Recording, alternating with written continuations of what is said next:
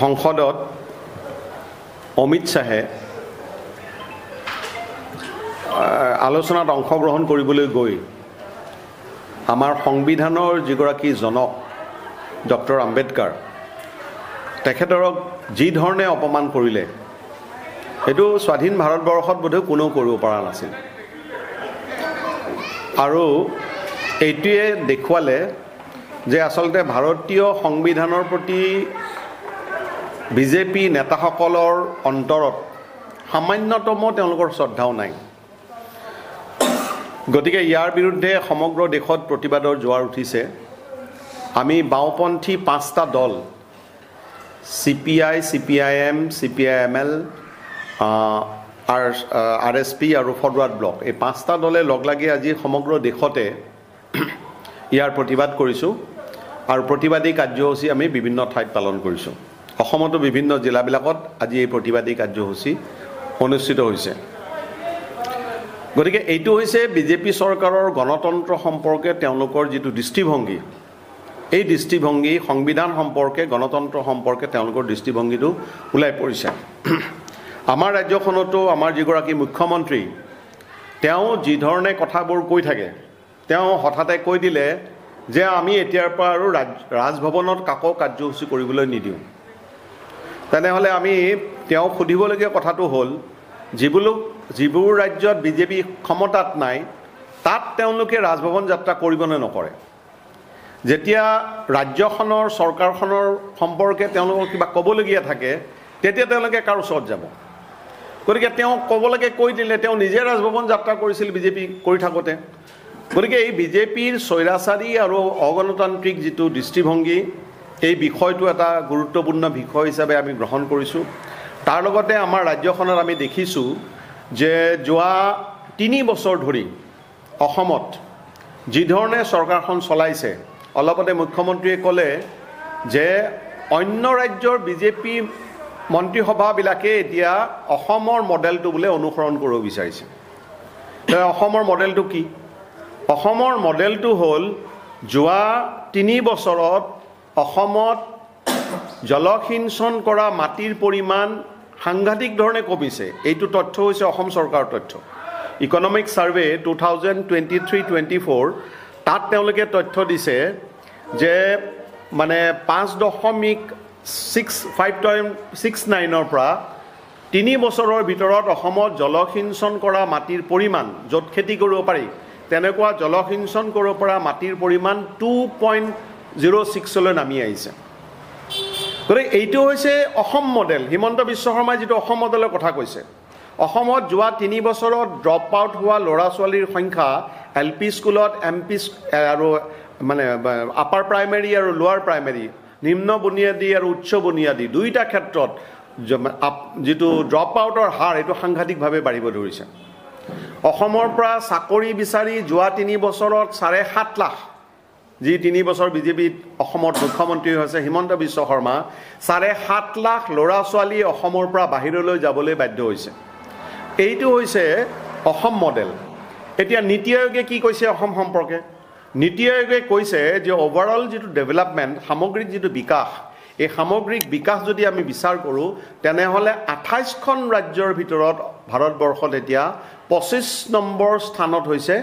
আমাৰ অসম তাতে zero' hunger তেওঁলোকে উলিয়ায় যে মানে দৰিদ্ৰৰ সম্পৰ্কত তাত তেওঁলোকৰ স্থান হৈছে 25th হেল্থ তাত হৈছে 25th কোৱালিটি এডুকেশ্যন গুণগত শিক্ষাৰ ক্ষেত্ৰত স্থান হৈছে 25 নম্বৰ তেনেকৈ আপোনাৰ ড্ৰিংকিং ৱাটাৰ তাত হৈছে আমাৰ 22 নম্বৰ আৰু ইকনমিক ডেভেলপমেণ্ট অৰ্থনৈতিক উন্নয়নৰ ক্ষেত্ৰত অসমৰ স্থান হৈছে এতিয়া 23 নম্বৰ গতিকে আমাৰ জনমূৰি আয় য'ৰ পৰা কিছু আভাস পাব পাৰি জনমূৰি আয়ৰ ক্ষেত্ৰত অসমত দেখা গৈছে যে 3খন ৰাজ্য বাদ দিলে বিহাৰ উত্তৰ প্ৰদেশ আৰু এইফালে আপোনাৰ ঝাৰখণ্ড এই 3খন ৰাজ্য বাদ দিলে অসম আটাইতকৈ তলত আছে গতিকে আমি আমাৰ পাৰ্টিৰ ৰাজ্যিক সন্মিলন আমি তিনিদিনীয়াকৈ অনুষ্ঠিত কৰিম গুৱাহাটীত অহা 5, 6 আৰু 7 জানুৱাৰীত এই সন্মিলন অনুষ্ঠিত হ'ব আমাৰ শিল্পগ্ৰামত পাঞ্জাবাৰী শিল্পগ্ৰামত তাত 325 গৰাকী প্ৰতিনিধি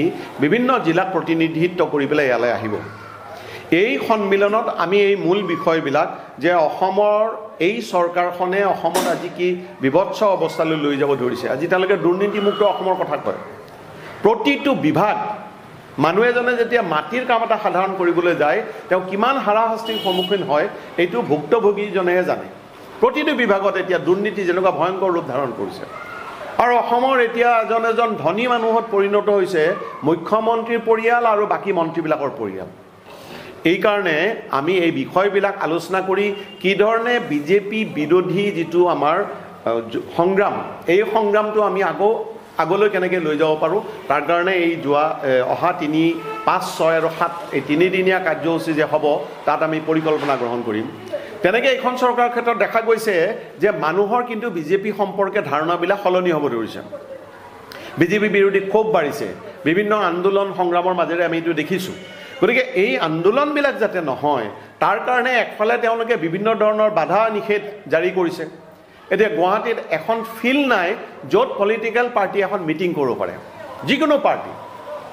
বিজেপিক বাদ দিলে কোনো দলে এতিয়া ভাল ফিল্ড এখনত য'ত মানে তেওঁলোকে নিশ্চিন্তমতে মিটিং কৰিব পাৰে তেনেকুৱা এখন ফিল্ড তেওঁলোকে নাইকিয়া কৰিলে। বিভিন্ন ধৰণে ফিল্ডবিলাকত তেওঁলোকে ঘৰ বান্ধি পেলাইছে।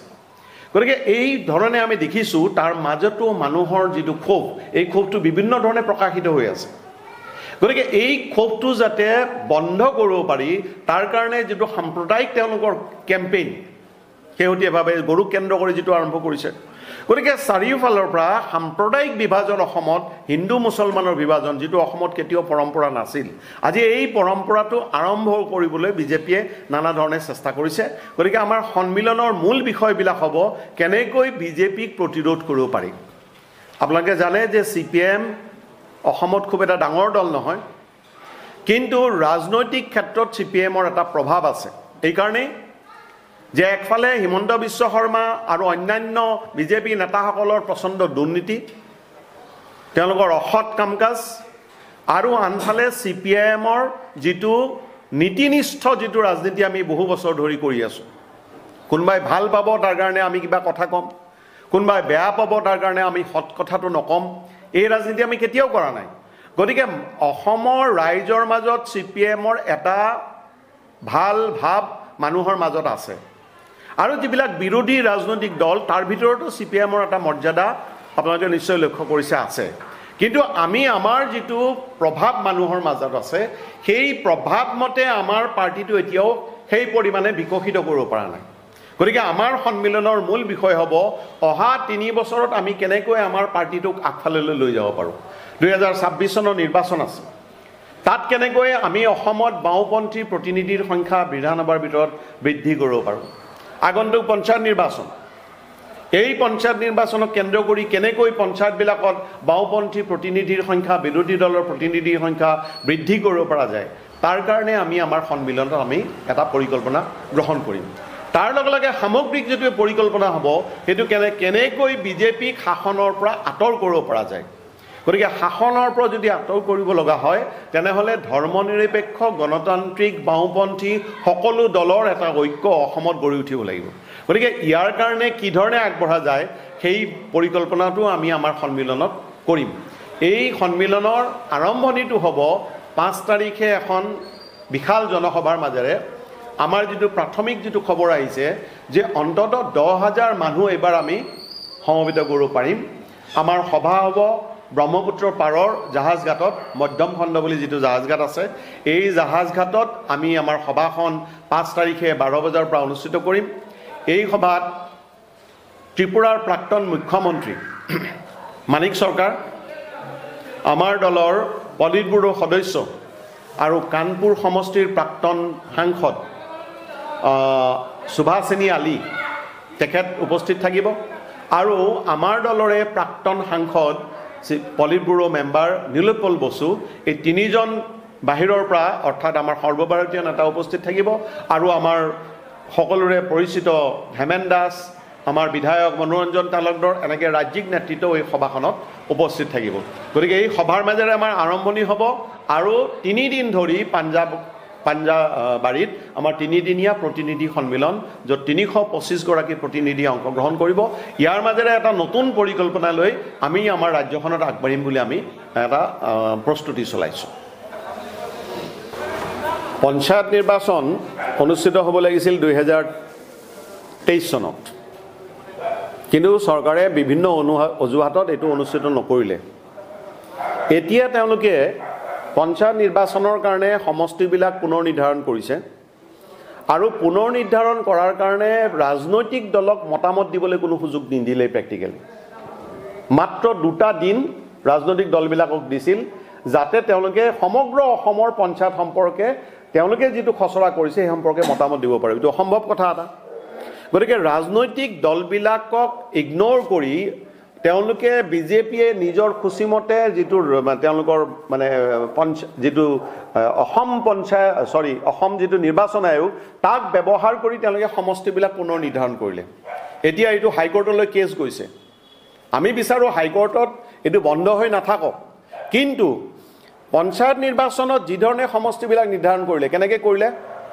4000 মুছলমান মানুহ আছে, তাৰ কাৰণে এটা সমষ্টি, আৰু 1000 ক'ৰবাত হিন্দু মানুহ আছে, তেওঁলোকৰ কাৰণে এটা সমষ্টি। দেখ তেওঁলোকে ভাবে যে মুছলমান মানুহে আমাক ভোট নিদিয়ে, গতিকে মুছলমানৰ সমষ্টিটো কমা। গতিকে যেতিয়া একেবাৰে ঠাঁচি মুছলমান অঞ্চলবিলাকত, আনকি ৱাৰ্ডবিলাকতো তেনেকুৱা কাম তেওঁলোকে কৰিছে। গতিকে অত্যন্ত গৰ্হিত কাম কৰিছে। আমি বিচাৰোঁ নিৰ্বাচন সঠিক সময়তে হওক, কিন্তু এই যিবিলাক তেওঁলোকে অন্যায় কাম কৰিলে এইটোৰ পৰিৱৰ্তন হওক। অসম নিৰ্বাচন আয়োগে হিমন্ত বিশ্ব শৰ্মাৰ আঙুলিৰ ঠাৰত নচাৰ সলনি আইনমতে যিটো হ'ব লাগে, যিটো ন্যায়সংগত, এইটো কৰাৰ কাৰণে আমি দাবী জনাইছোঁ। 1 নম্বৰ। 2 নম্বৰ হ'ল পঞ্চায়ত নিৰ্বাচনত মানুহে এইবাৰ ভোট কেনেকৈ দিব, সেইটো এটা আচৰিত কথা। এতিয়া মুখ্যমন্ত্ৰীয়ে কৈছে যে উপযুক্ত প্ৰাৰ্থীজন যাতে নিৰ্বাচিত কৰিব পৰা যায়, তাৰ কাৰণে আমি দলীয় প্ৰতীকটো বন্ধ কৰিছোঁ। আচ্ছা, বহুত মানুহে ভাবিছে ভাল কথা, দলীয় প্ৰতীকটো বন্ধ কৰিছে। আচলতে বন্ধ কৰিছেনে? পঞ্চায়তৰ ৱাৰ্ডবিলাকত দলীয় প্ৰতীক নাথাকে, কিন্তু প্ৰতিটো পঞ্চায়তৰ পৰা এজন আঞ্চলিক পঞ্চায়তৰ সদস্য নিৰ্বাচিত হ'ব, তেওঁৰ দলীয় প্ৰতীক থাকিব। জিলা পৰিষদৰ সদস্য, তেওঁলোকৰ দলীয় প্ৰতীক থাকিব। তেতিয়াহ'লে এইটো কি নিৰ্বাচন? হাইব্ৰিড। মই 3টা ভোট দিম পঞ্চায়ত নিৰ্বাচনত, এটা পঞ্চায়তৰ সদস্যৰ কাৰণে, এটা আঞ্চলিক পঞ্চায়তৰ সদস্যৰ কাৰণে, এটা জিলা পৰিষদৰ সদস্যৰ কাৰণে। পঞ্চায়তৰ মেম্বাৰটোৰ ভোট দিম মই যাত কোনো দলীয় চিম্বল নাই। জিলা পৰিষদ ভোটটো দিম মই দলীয় চিম্বলত। মই আঞ্চলিক পৰিষদত সদস্যত ভোট দিম মই দলীয় মানে যিটো চিম্বলত, চিহ্নত। তেনেহ'লেতো ভেকু ভাওনাত নহয় কি? গতিকে আমাৰ কথা হ'ল মানুহে ৰাজনৈতিকভাৱে ভোট দিয়ে, গতিকে ৰাজনৈতিক চিহ্নৰ ওপৰত ভোট দি পেলাই আপোনালোকে নিৰ্বাচন কৰক। 1 নম্বৰ। 2 নম্বৰ, তেওঁলোকৰ লক্ষ্য হ'ল কেনেকৈ এই নিৰ্দলীয় বুলি যিবিলাক নিৰ্বাচিত আহিব তেওঁলোকক যাতে কিনি পেলাই বিজেপিয়ে দাবী কৰিব পাৰে সমগ্ৰ অসমত আমি জিকিলোঁ। তেওঁলোকে যদি সঁচাকৈয়ে মানুহৰ সন্মুখাসন্মুখী হ'ব বিচাৰিছে, দলীয় মানে যিটো প্ৰতীক তাতে নিৰ্বাচন কৰকচোন। গতিকে এই পঞ্চায়ত নিৰ্বাচনৰ এই খেলি মেলিবিলাক আঁতৰ কৰাৰ কাৰণে দাবী জনাইছোঁ, আৰু আমি এই পঞ্চায়ত নিৰ্বাচনত পৰিকল্পিতভাৱে আমি অংশগ্ৰহণ কৰিম। ইতিমধ্যে বাওঁ দলবিলাকৰ মাজত বুজা পৰা হৈছে আমি কেনেকৈ প্ৰতিদ্বন্দ্বিতা কৰিম, আৰু বাকী দলবিলাকৰ লগতো আমি আগ্ৰহী যাতে বিজেপি বিৰোধী ভোটটো ভাগ কৰি পেলাই পঞ্চায়ত নিৰ্বাচনত আমি অংশগ্ৰহণ কৰিব পাৰোঁ।